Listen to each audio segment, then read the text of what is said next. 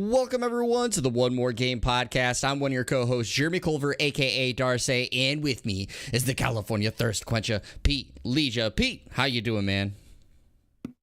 I'm hanging in there, recording this at 5:25 due to my work schedule. Appreciate everybody for showing up and showing out for the live broadcast on YouTube. With the haven't been able to hammer down a time yet due to random call times and TV and whatnot, as Jeremy, you well know. So thanks for hanging there with us.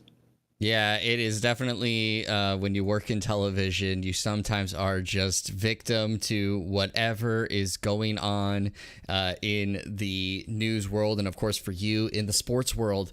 Yeah, so, in this case, it's surfing events in South Africa. So see, there you go. Sports events in South Africa. Exactly. So, obviously, again, like as Pete said, thank you all for those that are tuning in here to youtube.com/pressstart28. Hopefully you guys enjoy the show. And if you're listening to this later on your podcast services, thank you so much for tuning into the One More Game podcast on your podcast service. So we're going to get into the intro as always to get the discussion going. So welcome everyone to the One More Game podcast. This is a podcast centered around making sure you're informed about all the video game news happening around the world, whether it's Nintendo, Xbox, PlayStation, or PC. If there's news that you need to know about, we'll make sure that you know about it. When you're listening to this on your podcast service, make sure you hit the subscribe button or the follow button, depending on what your service offers. And if your podcast service allows reviews, please leave a 5-star review and tell everyone why you love the One More Game podcast, because we really enjoy bringing this to you each and every Friday. If you'd like to be part of the show by asking a question or suggesting a topic for discussion,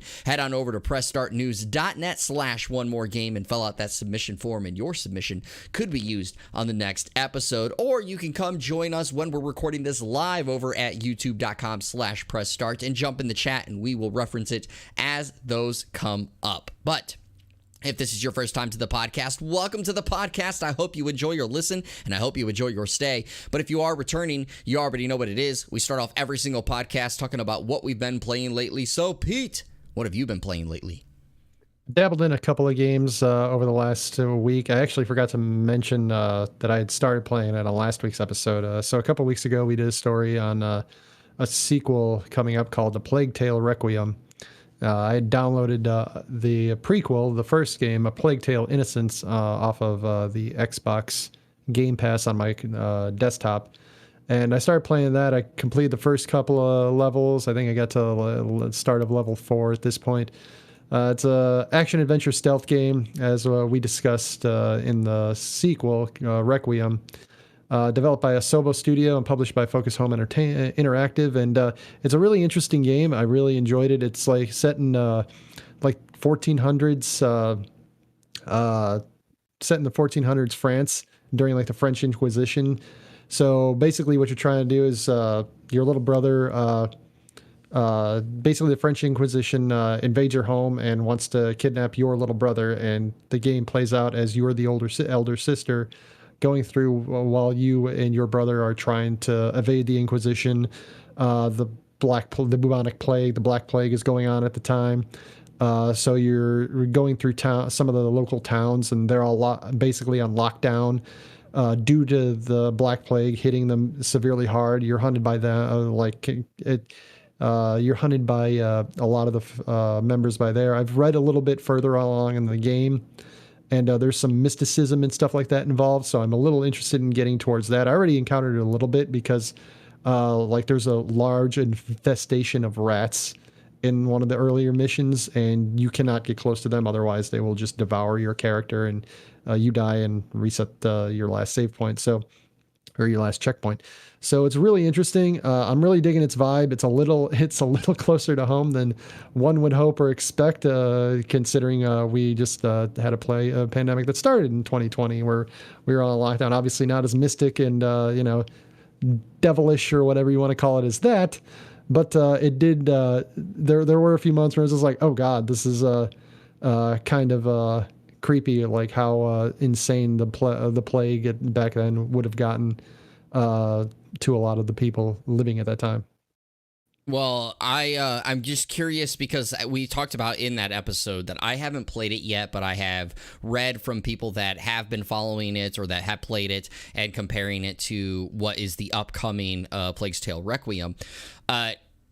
Is there any like actual action sequence, or is it more of stealthy hiding that you've experienced so far? The few levels I completed was definitely a lot more stealthy hiding. You still have your sling, but it's more, it seems like, to complete puzzles. I did have a boss fight in one, like the second level, but that was more like it was a dude in armor that was chasing you down with a big giant hatchet, and you used your sling to knock off his armor and then hit him in the head.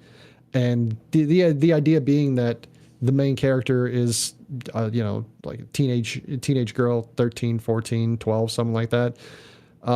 Just a very young girl, and she's not used to actually like committing murder. One of the chapters, you actually go through a church, and she, is clearly distraught by some of the things she has done up to this point, and is asking and begging forgiveness from one of the statues representing, I believe it's the Blessed Mother. I don't recall off the top of my head if it was the Blessed Mother, if it was something just God, related to God in general.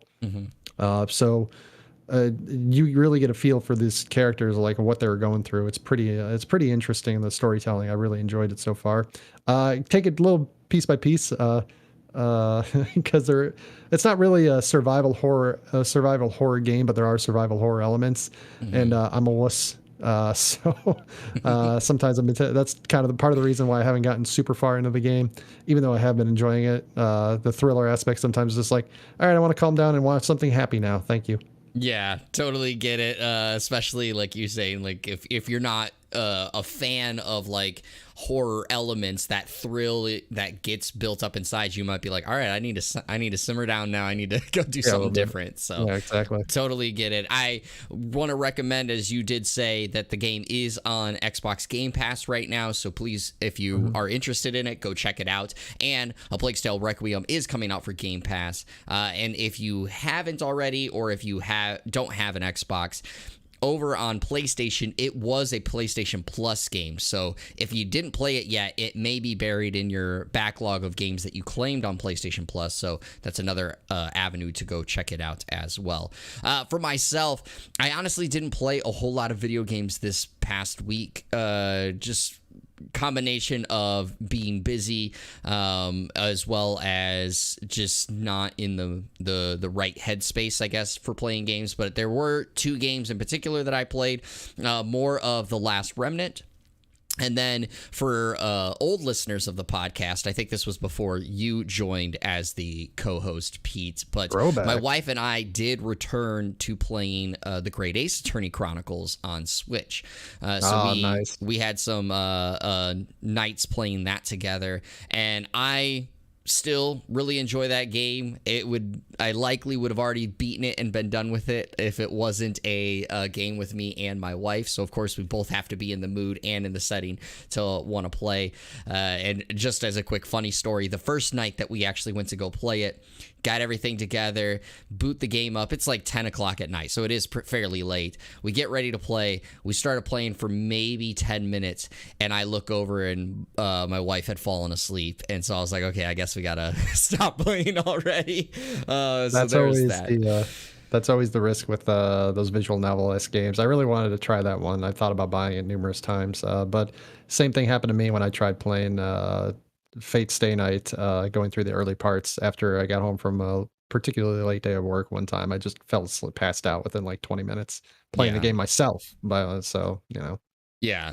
And so like it's definitely a fun game. It is very interesting if you are into detective games and trying to solve like puzzles, so to speak, because the court case itself is basically a puzzle. You got to kind of figure out what's the right evidence or questions to press and stuff like that. But it's very enjoyable. I would recommend people pick it up. It is a great game, and I do hope at some point either a new entry comes out, or B, the other 3DS titles that never got a port yet to the Nintendo Switch gets ported, so that more people have the opportunity to play it, to eventually convince Capcom to put a new entry in there. And then again, just to kind of reiterate what I said last week, Last Remnant is a lot of fun. You should definitely go check it out. And I think, I could be wrong, but I think it just went on sale for $10 on PlayStation, or it might have just came off sale, but I think it just now went on sale for $10 on PlayStation, the Last Remnant Remastered. So definitely worth the $10 in my opinion, at the very least. So You should ask your buddy. He's the one that paid for it, right? Was it worth the $10? Well, maybe. I'll just, while we're actually doing this, because I have my PlayStation app on my phone, I am going to check real quick, because the reason is like one sale just went up and another sale just started. So that's why I was trying to remember which part it is. Yes, it is on sale right now on PlayStation for $10, and it runs through the 21st. So got some time. But anyway, that's what we've been playing lately. Let's get to our gaming catalog, because with some news that actually dropped right before we started recording this, we now have a very beefy gaming catalog to get through. We have GameStop is firing its CFO and layoffs ensue. E3 is going to return next year. Rockstar shelved some projects to focus on one big one, and we have the release date of God of War Ragnarok. That's all coming up here on the One More Game podcast. But as I said, we're going to start with our main title, and that is GameStop fires its CFO, and announcing layoffs. So we're going to Axios.com for this article. It is written by Steven Totillo, and Fidel Alassane.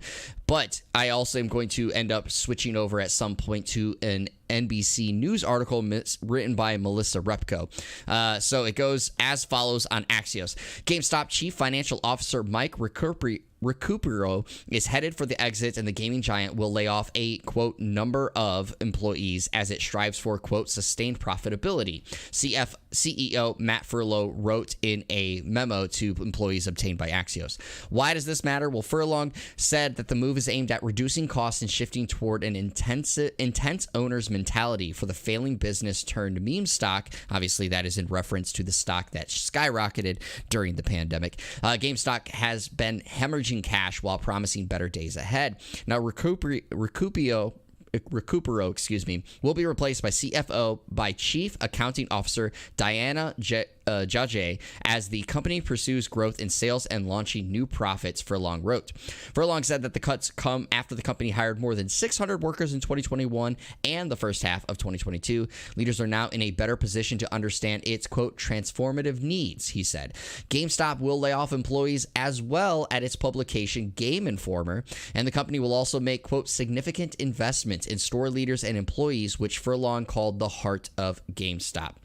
Now, this is in Axios. It says what he's saying, quote, everyone in the organization must become even more hands-on and embrace a heightened level of accountability for results.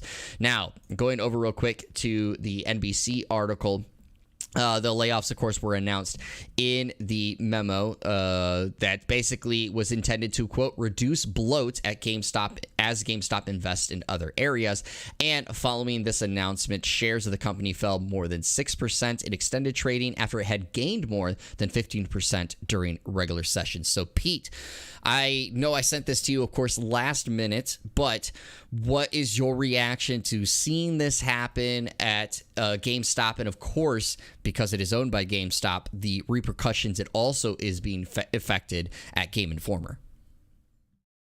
My first reaction was, this sucks. Anytime a company decides it wants to lay off a bunch of workers is really bad. It's never good for the people that are working there, especially when this company in particular decided that they wanted to hire more than 600 workers between last year and the first half of this year. The article, as you stated, the leaders are now in a better position to understand its transformation needs. That's a weird statement to make, considering like we just stated, the company hired 600 workers over the last year and a half or so. What were your transformation needs before? Then how would this information had changed in the last 18 months or whatever? It's really depressing and really distressing. The quote that always leaps out to me, and it's one of those it's one of those kind of quotes that always comes out. It's the company will make a significant investment in store leaders and employees, which Furlong called the heart of GameStop. Well, you're also sounds like you are releasing a lot of those employees. So what's this significant investment that you were discussing if you are also releasing a lot of the employees?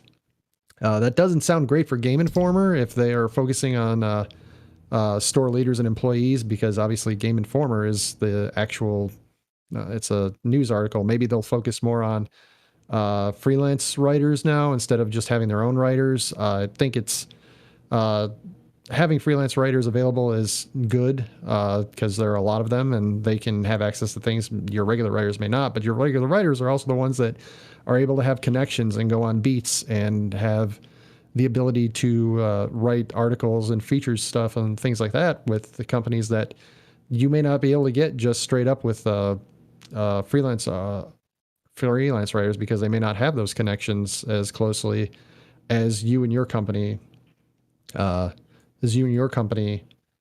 may not or may have, because you had your people there for so long. The biggest quote, the one last one I want to focus on, is everyone in the organization must become even more hands-on and embrace a heightened level of accountability for results. Interesting quote, because does that include the people that at the top that are not getting laid off, like the CEO himself, Matt Furlong?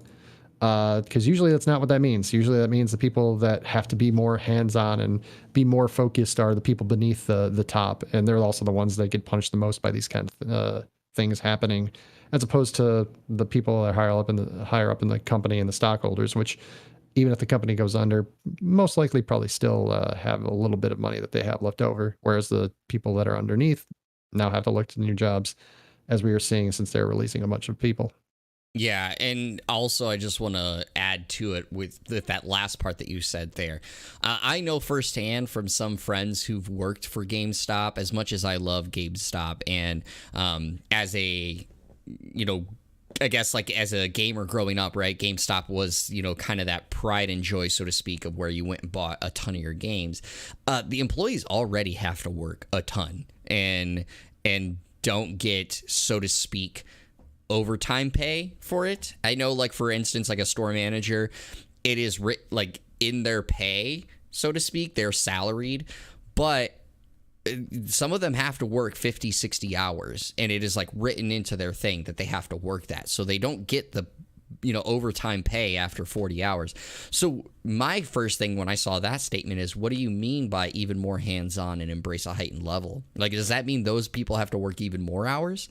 Do they have even less of a life outside of work? What about the people that are part-time employees or full-time employees but at a lower level? Does that mean now they have to work more? Are they going to see extra pay out of this? And I don't just mean getting an extra, overtime pay, but I just mean, like, are they going to get a bump in pay? Are they part of that? We're going to reinvest a significant investment in store leaders and employees.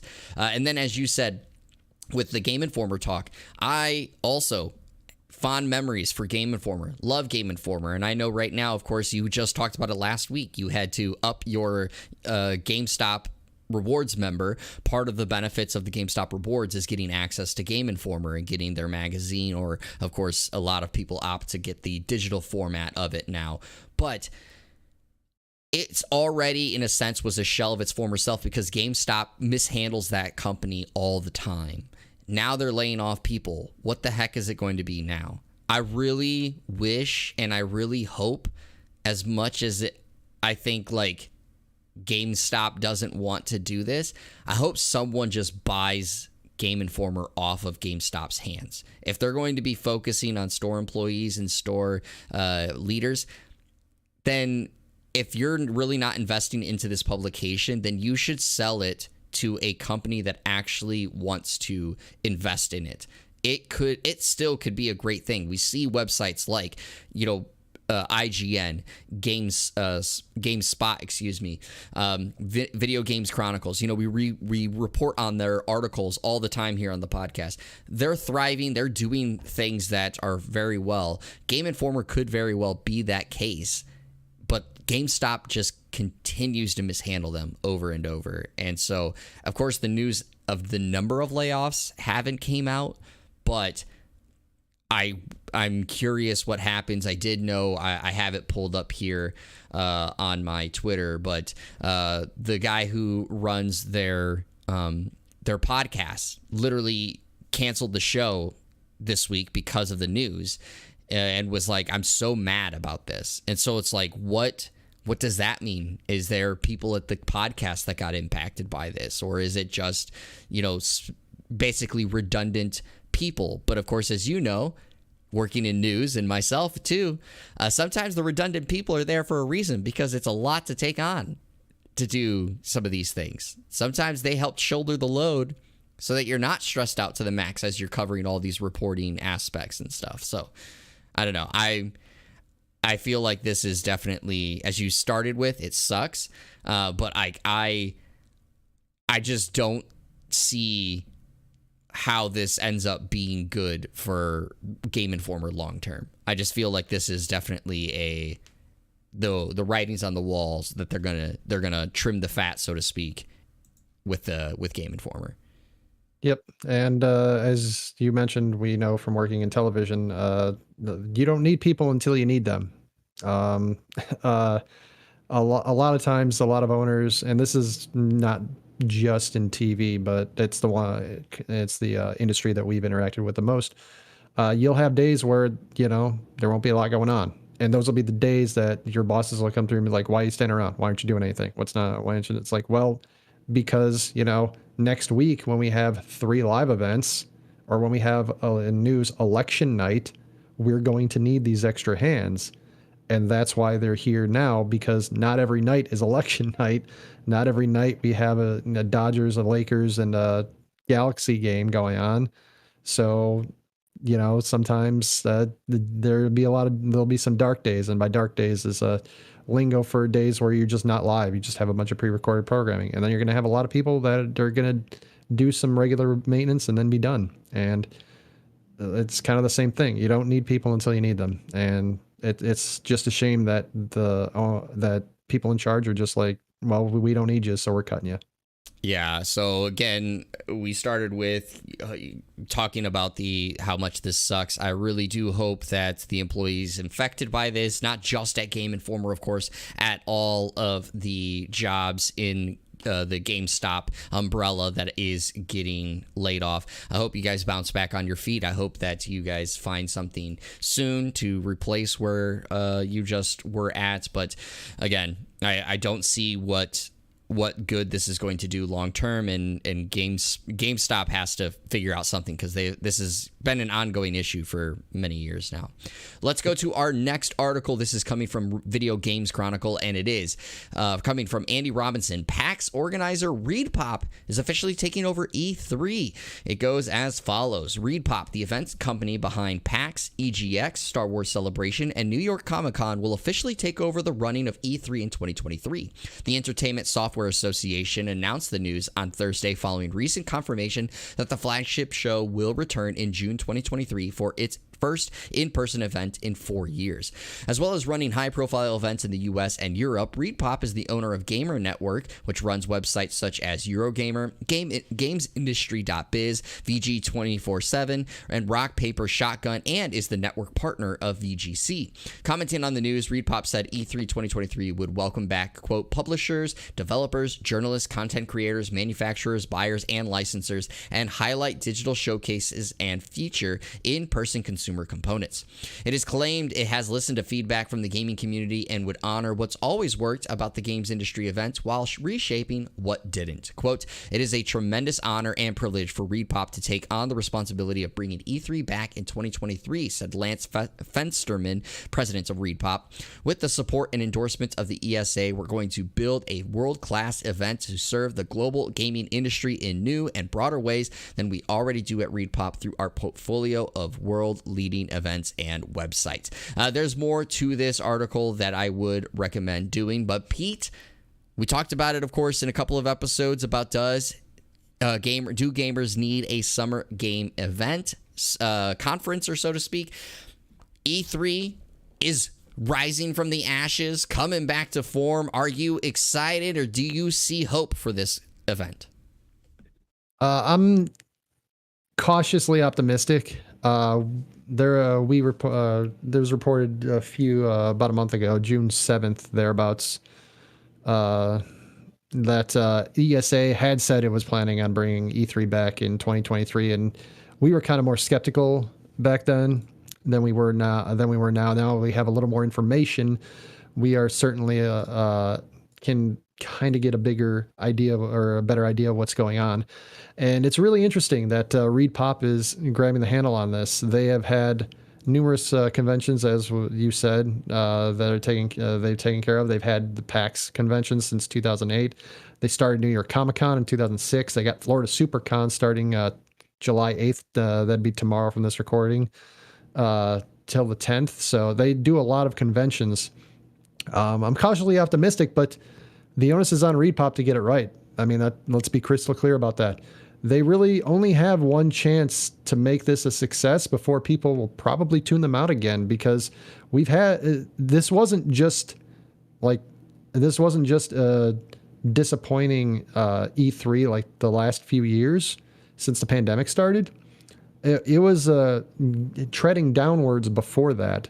So if they're going to do something different, they're going to need to grab people's attention. I would think personally that if they're starting something from the ground up, that they would honestly try to go smaller for the first year, especially since they just announced this officially. I assume that this was only recently ReedPop decided to come to terms and say, hey, we're actually going to do this. So we're going to talk about another convention here, at least briefly, a little bit, BlizzCon. BlizzCon, I know they plan their stuff like months, over a year in advance. E3 is going to have to be something as big as that. The same thing. That's why I would think that they would start somewhat small. But even in the article you listed, they mentioned, I believe this quote is from company's head of games B2B, Christopher Dring, says, we discussed ways to embrace everything that takes place during E3 week, whether they're part of the show floor or not. And that includes things like the PC Gamer Show and Devolver Digital's Car Park. And yes, Jeff Keighley's Summer Games Fest. That is a huge, huge, huge amount of people that they're trying to connect. And I don't know if they'll be able to take care of that. The one last thing I would like to cover is they already have something, a gaming convention. PAX is basically that. They are more necessarily focused on tabletop gaming. They do have other game stuff involved as well. But I'm interested in what ReedPop. We still get to the core problem: is what is the goal of this convention? Do they want it to be like another PAX? Do they want it to be like like New York Comic Con or San Diego Comic Con, only video game focused? Something completely different? And if they want it to be something completely different, how do you make that convention different from something like PAX or Comic-Con? I think definitely you hit the nail on the head there at the end. As ReedPop is taking this over, you're going to have to figure out a way. How do you differentiate this from PAX? And PAX, as you said, of course, is focused on tabletop games. But I think, if I'm remembering correctly, Gearbox announces a lot of things at PAX. I think Borderlands 3 got announced there, or some of the voice actors at the very least got announced there at a PAX event. But it is a very much convention, right? It's very much a attend as a bunch of fans and go see a bunch of things, meet and greets, all that, artists alley, booths, all that jazz, right? You can't have PAX, similar. Like, you know what I mean? It has to be something different. Yeah, adjacent. That's the term I was trying to use. You can't have PAX adjacent. You got to have something different. And so I do wonder, does this mean E3 returns to a more industry event where it is the public may not be invited as in most recent years trying to do, where it goes back to that. I mean, and they do say it. I know they say, and feature in-person components or consumer components, but again, it says we welcome back publishers, developers, journalists, content creators, manufacturers, buyers, and licensors. And then later on says, and feature in-person consumer components. So I think that statement alone kind of shows where their mindset is on E3. Again, they said there, a little bit later, they're going to honor what's always worked and reshape what hasn't. I see this as being maybe more of a return to form. Doesn't necessarily mean it's going to be the highs, so to speak, that former E3s do, but I could see, just based off of those two statements, this is more going to be focused on industry event again. There may be some smaller in-person events that do happen out of it.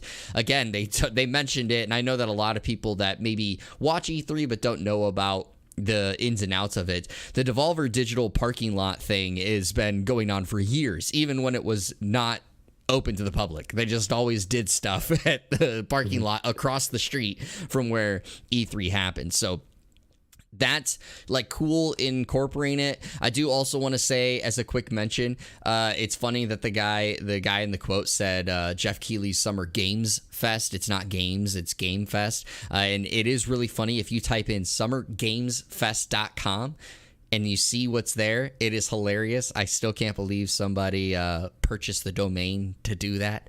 But I'd highly recommend somebody type that in after this, because it's pretty funny. I'll do it now. Watch our podcast for now. Yeah.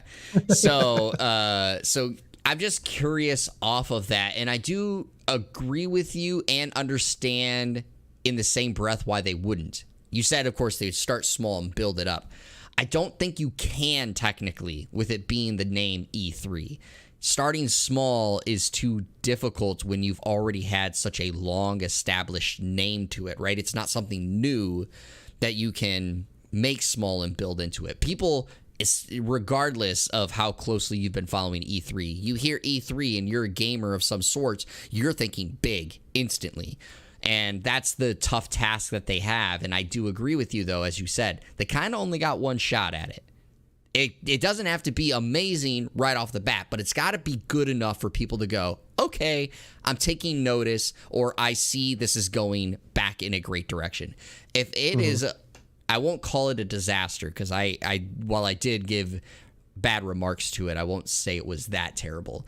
But if this is as bad as the 2020 digital only E3 event, I think you're going to have a lot of people just tune out E3 from here on out. And you can't have that. Agreed.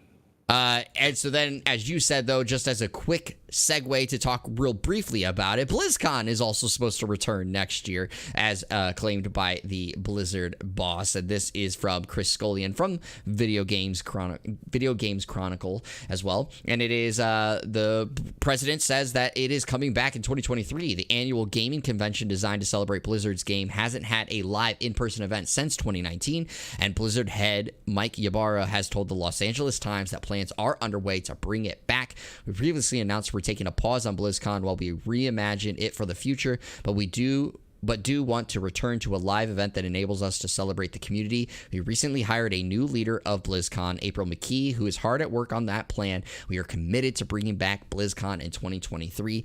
Obviously, the pandemic threw a wrench into things, and then it was looking like BlizzCon was going to be taking or did take event last year as a online only event, but there was supposed to be a physical event later.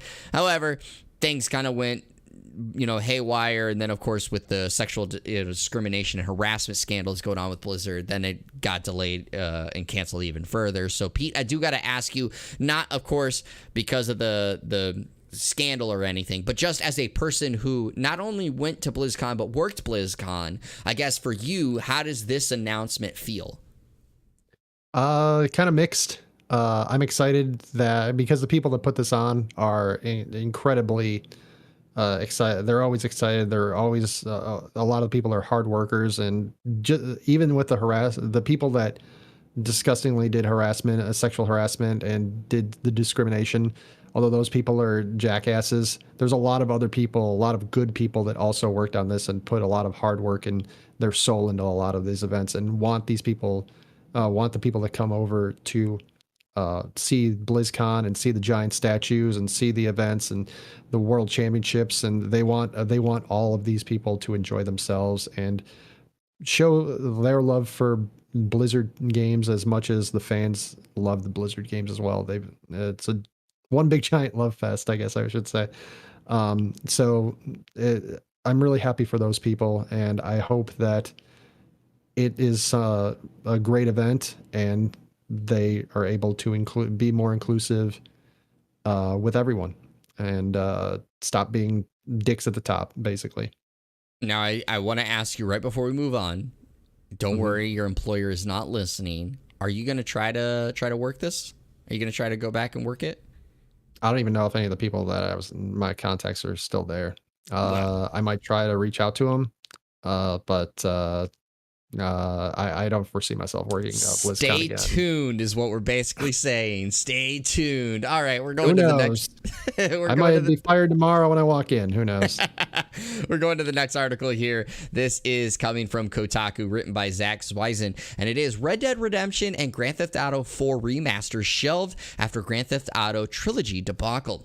Following recent rumors, Kotaku can confirm via its sources that Rockstar Games is currently focused on developing Grand Theft Auto 6 and has shelved all remakes following the poor reception of Grand Theft Auto, the Trilogy, the Definitive Edition.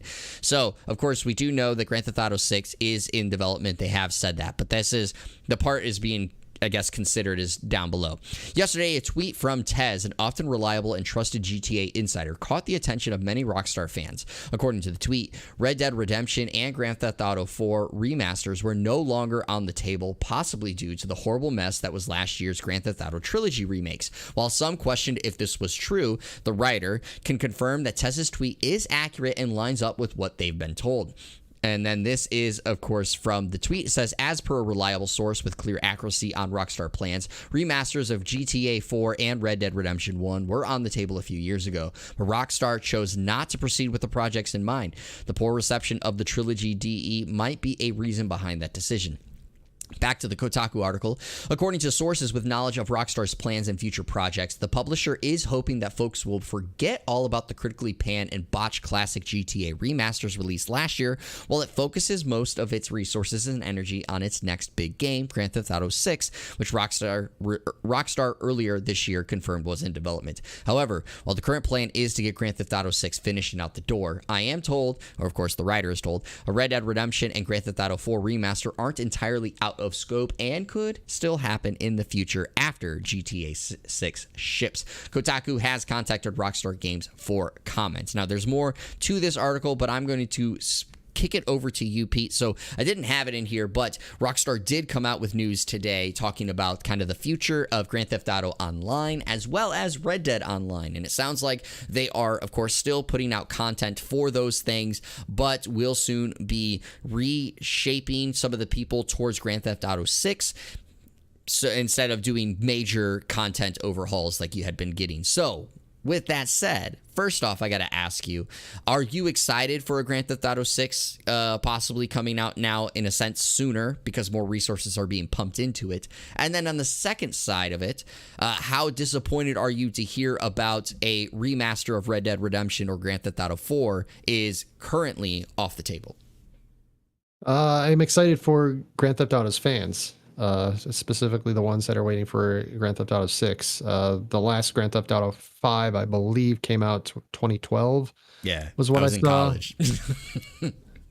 Oh man, we're getting old. It's it's been over a decade. The fact that we haven't heard any confirmed information about Grand Theft Auto 6 other than that they are working on it leads me to believe that at best, this might be coming out winter of 2023 and more likely way beyond that. So we're going to have to wait and find out, see how long that's going to be. But I've never personally played much Grand Theft Auto. But I know a lot of people who are fans of it. It's a very popular series. All you have to do is look at the fact that they're developing a 6th version. That's not to include all the extra versions like the online that they've had. and how much money that pulls in. yeah, San Andreas, and all that, all the extra eccentricities and extras that they do. So I'm happy for that. It's a little bummer that they're not doing a remake like they did GTA Trilogy or remaster of Red Dead Redemption and GTA 4. But as we talked about in the article, it was a horrible mess. To get a little context on how horrible of a mess, they put the classic games back on sale on the Rockstar website store because the definitive edition trilogy was doing so bad. And the new remastered trilogy, if you bought it via Rockstar store, you were going to receive these classic games for free, the original versions. So they were so bad that they're like, you can have the old ones back. You can have the old ones back. We understand that this is really bad. One note for people that are, one thing that kind of makes me interested in what they were going to do with the Red Dead Redemption and GTA 4 remaster is that it must be noted that the developer for the new versions of the trilogy, the definitive edition, was built using the Unreal Engine developed by Grove Street Games. So it's not developed by Rockstar. So if Rockstar was going to develop the remasters this time around, chances are they would probably be a little better. But on the other hand, when Rockstar got their hands involved in it, they locked out people out of playing the remastered titles for days because they had to remove files that weren't supposed to be in the game.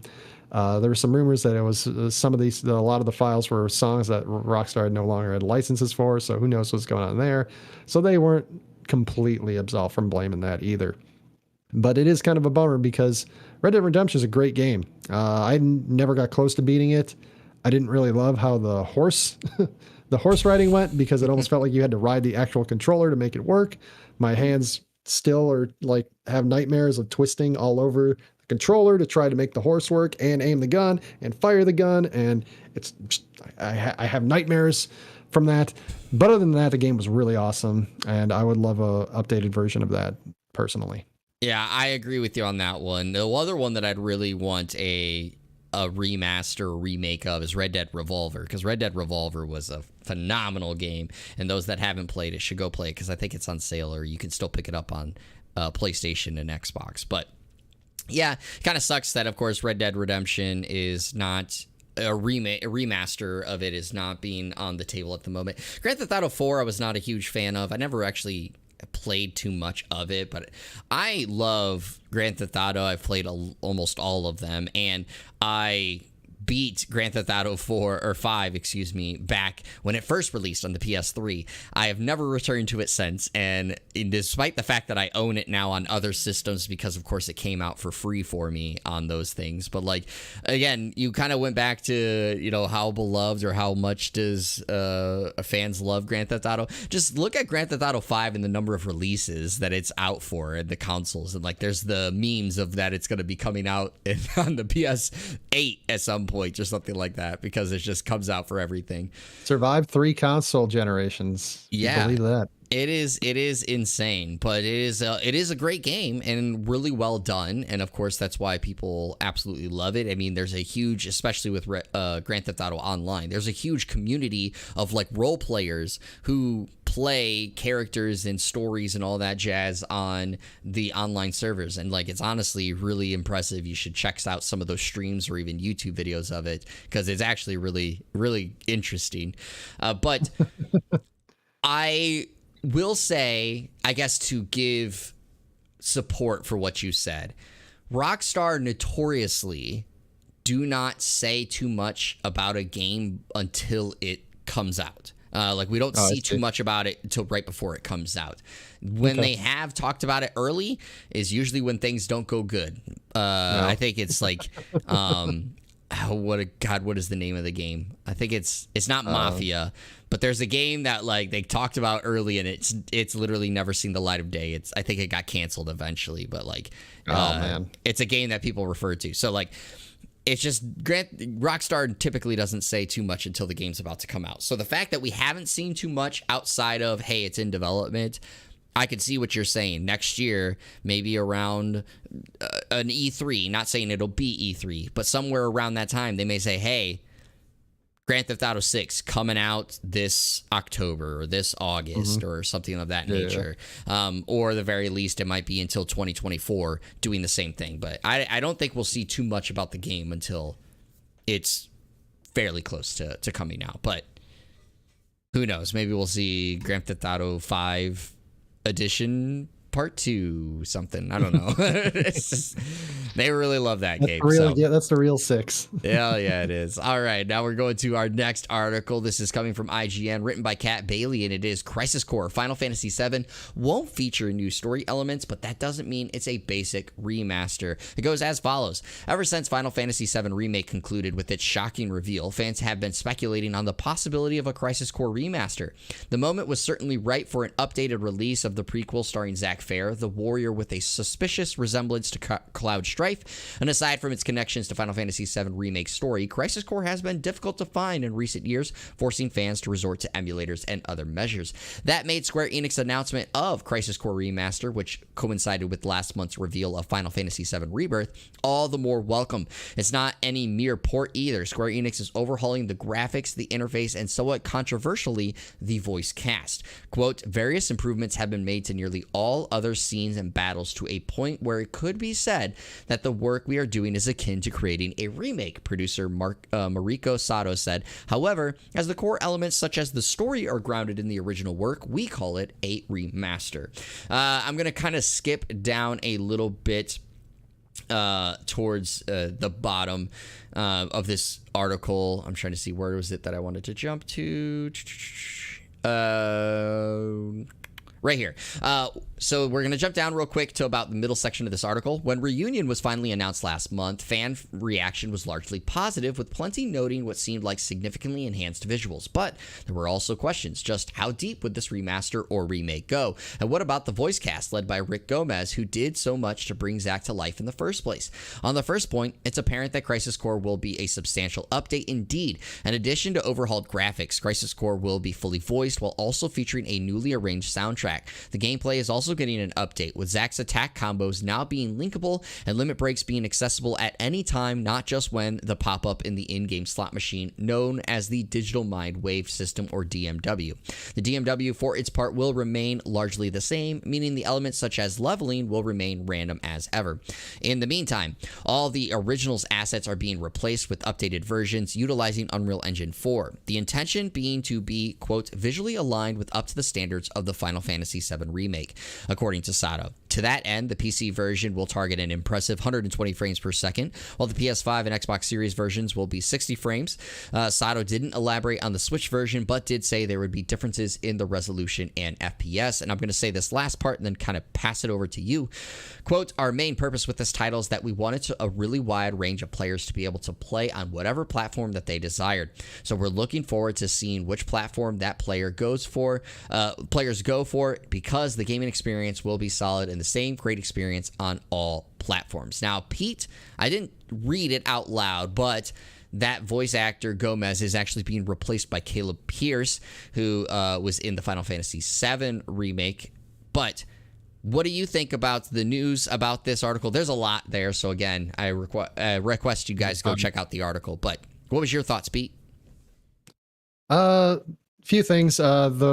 The replacing of the voice cast tends to happen a lot. It's happened with games like Sonic the Hedgehog. They want everything to be uniform. They want the same voice actors and actresses, same people voicing the same characters, so people understand that they are the same characters when they hear them. It's kind of a bummer for the original voice cast, but it also allows keeps everything in line and gives Caleb Pierce an opportunity to show their chops.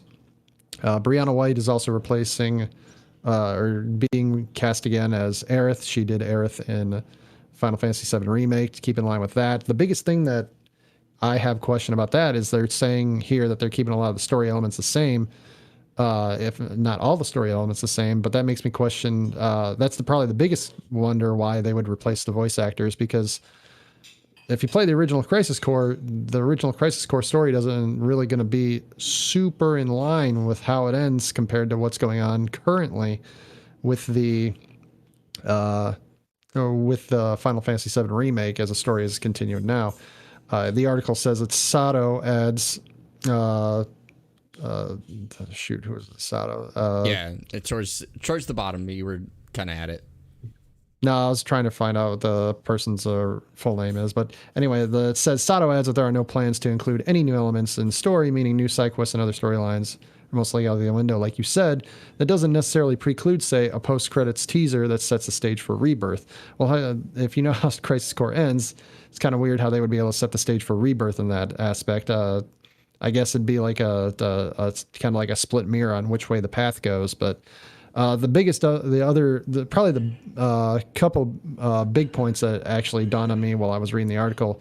How will the gameplay work? Since they said that the DMW system is mostly going to be unchanged, but they also said that they're updating other parts of the fighting and gameplay aspect, and the DMW is really integral to the storytelling leading towards the end of the game. For people that have played Crisis Core and beat it, they know what I'm talking about. So how will they keep that one going? And the other one is, there's a quote that says, producer Yoshinori Kitase, he's a veteran producer, says, Final Fantasy VII Remake's successful development is what led Square Enix rather, to realize that other stories from the universe could be updated as well. So does that mean we're going to look at something like a Dirge of Cerberus remaster, possibly, or something like that?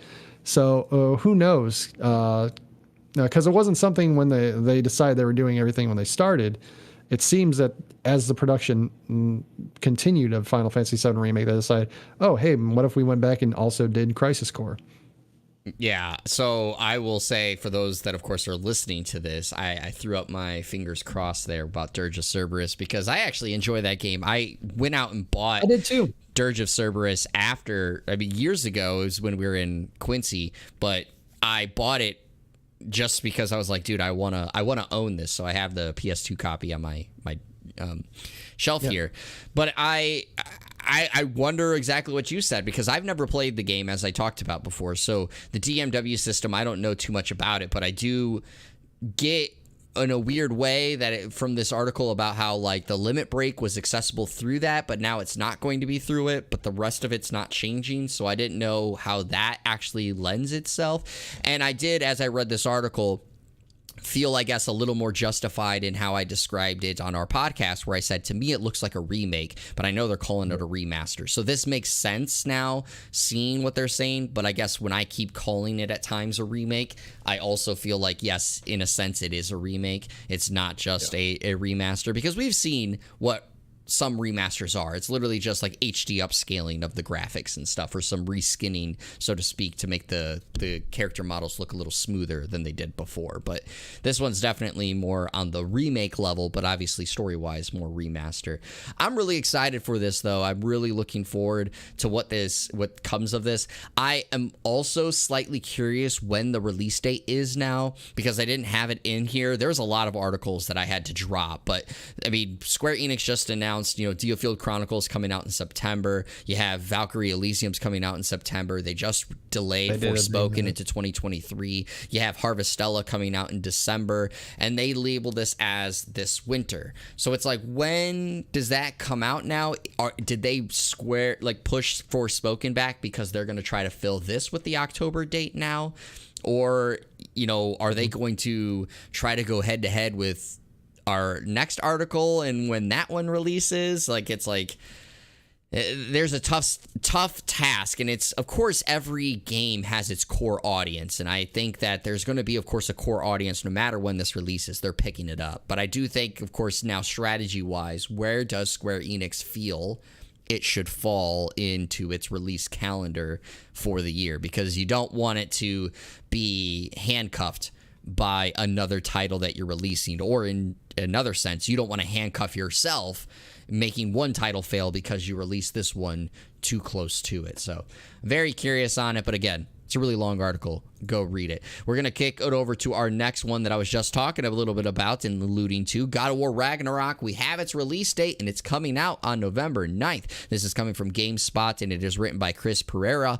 And it is, we finally know when God of War Ragnarok is coming out. Sony confirmed Ragnarok's release for PS4 and PS5 on November 9th, making good on the repeated reassurance that it would be available this year. The long-awaited release date was announced as part of a short new CG trailer, which you can watch below. But of course, you got to go look it up if you're listening to this. It shows Kratos and Atreus squaring off against various foes and talking about not being alone before they face off what appears to be Fenrir. Along the release, they said that pre-orders will go live on July 15th. There are a number of different versions. I guess the one big controversy still stemming from this, though, is the digital deluxe collectors and special editions will not have a physical disc. They're actually going to have a digital code. But on the other side, they did say, of course, this has been known that you're going to have to pay for an upgrade. But if you got the PS4 version, you will just have to pay $10 to get the PS5 version. So, Pete, what did the release date do for you? Cool. It's right in time for Christmas. Yeah, it's get your family members to get you on that Christmas wish list right now. Set the pre-orders starting in about a week, 10 a.m. Eastern. Looks like when it goes. I believe you said it, but you get a couple of cosmetics. Kratos has a risen snow armor, and Atreus gets risen snow tunic, and then you got the various editions.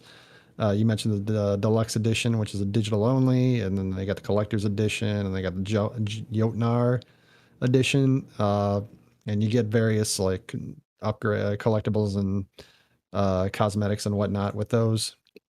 So if you're looking forward to the game, you may as well just go pre-order it because you get the other stuff for free, even if you have to wait a little bit after it comes out to actually pay the whole thing off.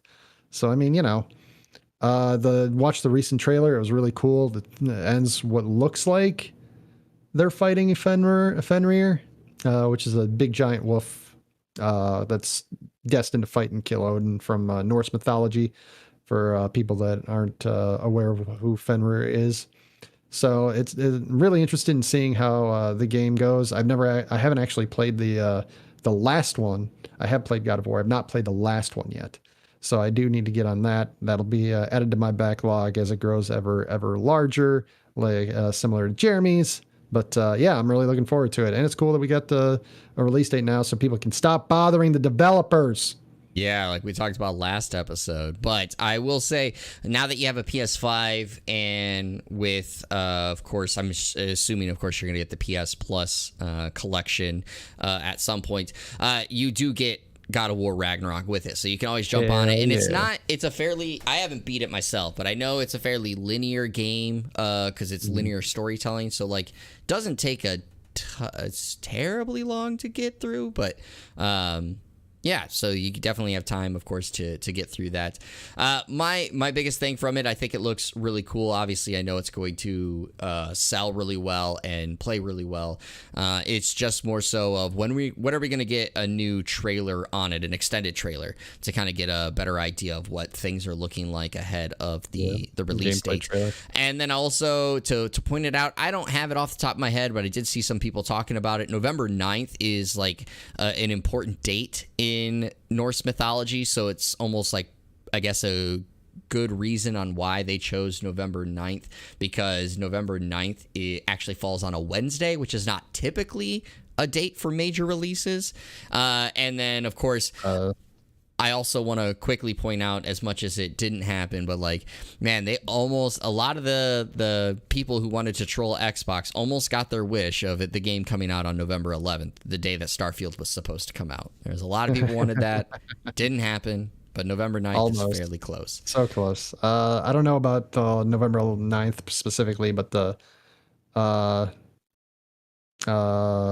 looks like number 9 is really important in Norse mythology. The cosmology known as 9 worlds are supported by Yggdrasil, which I believe is like the world tree. So yes, but, maybe that's what it was. It wasn't that November 9th in particular, but the 9 aspect. Yeah, I just remember seeing it and I was like, oh, that's interesting.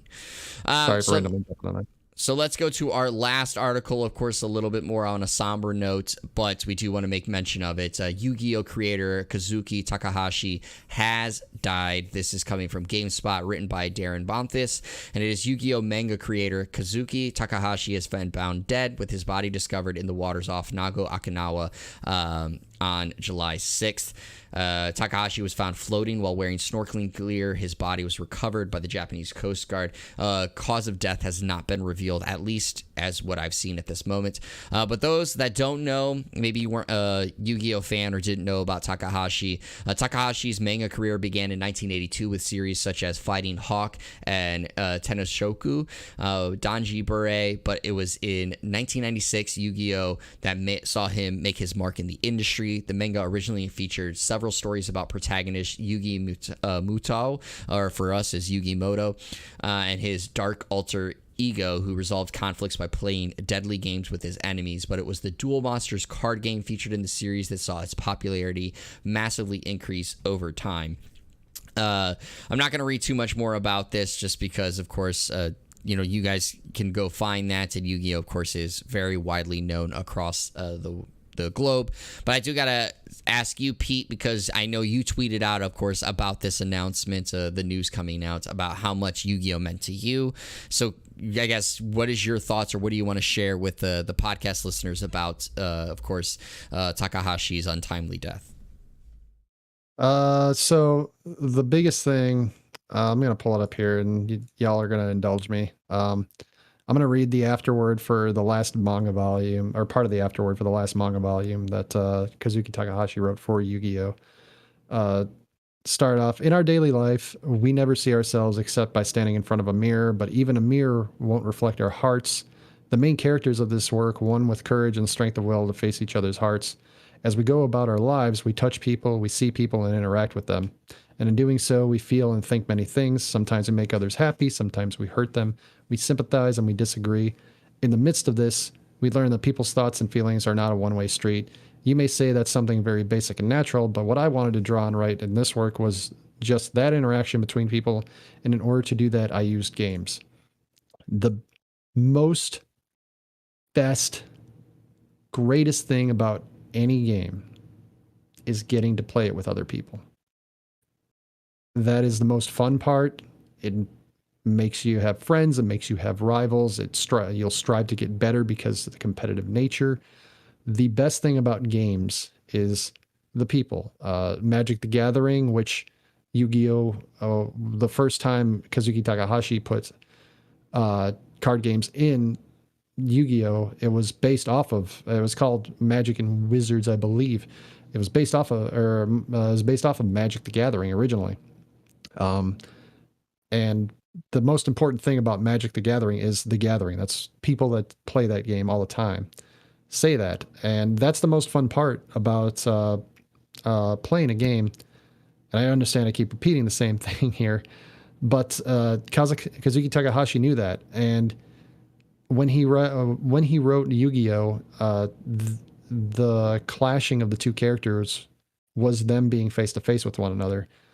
And it's transformed a little bit with esports. Sometimes you're playing online, sometimes you don't actually see the person, but that's the best part of gaming. You connect with people on a level that you don't normally connect with necessarily, because, some people will cheat, some people will lie, some people are honest to a fault. And you played, the old term poker face. And some people have them and some people don't. And, you have the victories and the losses, and you have to learn to be a good winner and learn to be a good loser. And games teach you so many things, and they do that by having you connect with others. And I think that was the most important thing that he did with his story. And he did that on a level that very few people that create anything actually are able to accomplish. His first chapter for Yu-Gi-Oh! Was released. I'm going a little long here, but his first chapter for Yu-Gi-Oh! Was released in 1996. It is now 2022. We are on the ninth anime series for Yu-Gi-Oh!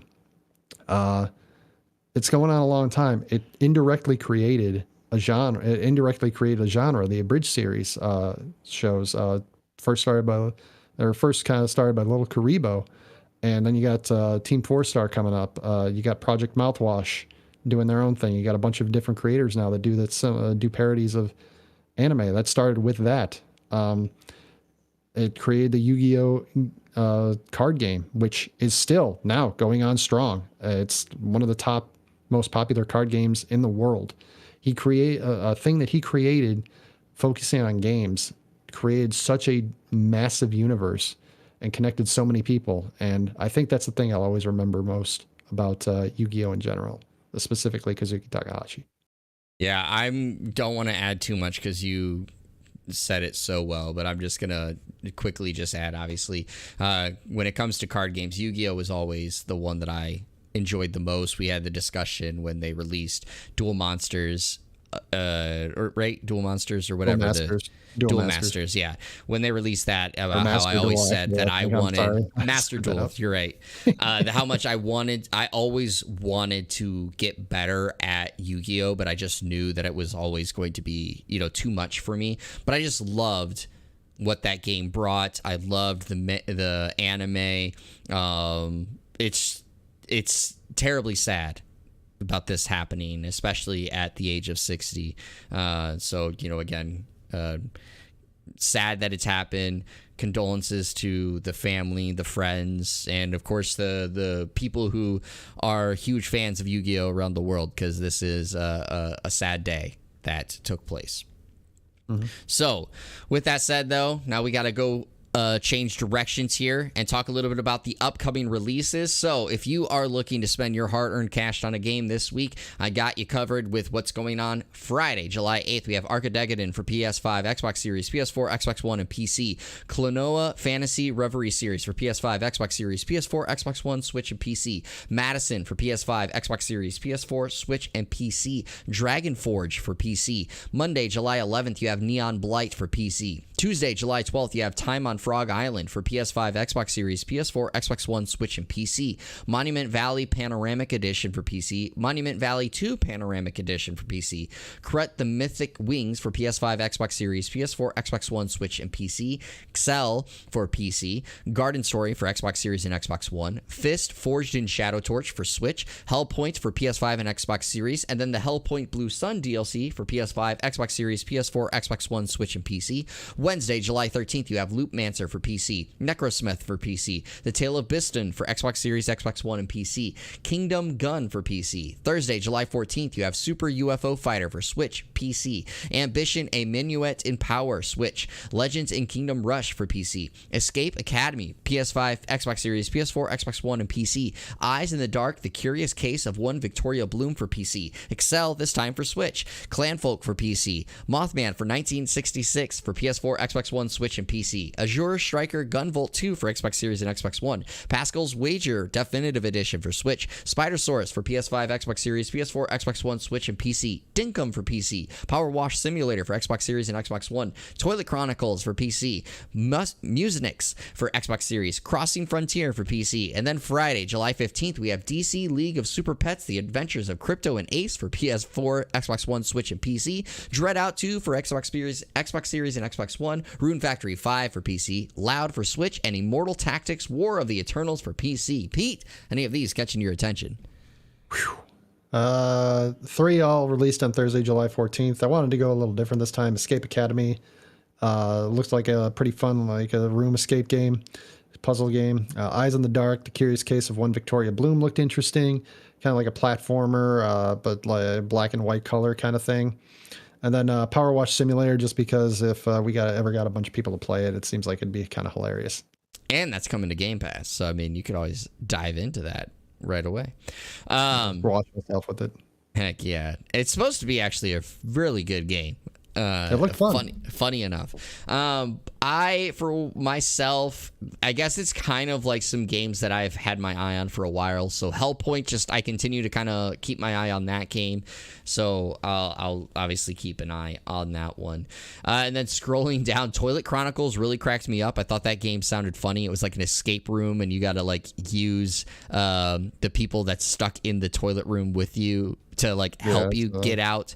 And then Rune Factory 5. I had my eye on it for when it came out for Switch. I know the performance issues were what kind of dropped the score for a lot of people. So I wonder how well the PC version performs. That would likely be the version that I would pick up. But I've heard that Switch updates have made the Rune Factory 5 performance a little bit better. So I don't know. It's always that one thing, right? Is like, do you want the ease of portability for the Switch, or do you want the better performance? I don't have a Steam Deck, so I can't be like, oh yeah, I'll get the Rune Factory 5 for PC and then still have performance. What's up? So the choice is made for you. Yeah. It's one of those things. I don't have the portability if I had the Switch. But that is all that we have for this episode. Is there anything else, Pete, you want to leave our listeners with? Just be kind to one another. Be good to one another. Go enjoy some games. Games are fun. Games are great. That's why we're here. Yes, what Pete said. I want to just add, because again, there was a number of stories that I had to drop and not put in here. But Valkyrie Elysium is coming out September 29th for PS4 and PS5, and then on November 11th for PC. I know that a lot of people are crapping on that. I mean, I have literally a video up on my YouTube channel, just a short, and a number of people have downvoted it because they said that the game looks like crap. But I like it. I think it looks pretty good. And then DioField Chronicle, the release date did end up getting like somewhat basically confirmed. DioField Chronicle's Twitter page, to my knowledge, still hasn't announced that it actually is coming out this day, but it is coming out September 22nd. The pre-orders are already up on all the stores, and it says September 22nd. Yeah, it was very weird how that whole release date came out, and the headaches that video gave me from put out a video about like, hey, the release date's coming out, and then I see all these things saying, oh, that's only the Japan release date. So then I had to post an update being like, hey, it's only the Japanese release date, like don't worry yet. And then like the morning of, I saw literally checked it, and like the PlayStation page updated while I was on there, and was like, hey, it actually is coming out this day. And then it's like all these places are like, it's coming out, and then it's like DioField's Twitter still, to my knowledge, hasn't said anything. Breaking news from Jeremy Culver. He's the one that broke the story. Hell yeah, you just gotta follow me. But yeah, those are some of the things to keep an eye out for. Also, there's a video, top 10 upcoming RPGs for the rest of 2022 that you should go check out here on this channel at youtube.com/pressstart28. So and check that out. When you're done watching and or listening to this tomorrow or on July 8th, you can go and watch the next PSWF episode that debuts on Friday, July 8th. Boom. 4 p.m. Central Time. Convert it to your time zone so you can watch it. But that's all that we have here for the One More Game podcast. I've been one of your co-hosts, Jeremy Culver, aka Darce. This has been the California Thirst Quencher, Pete Legia, and we really enjoy bringing this to you. As always, everybody, stay hydrated, stay healthy, stay safe, and keep on gaming. We'll see you guys on the next episode.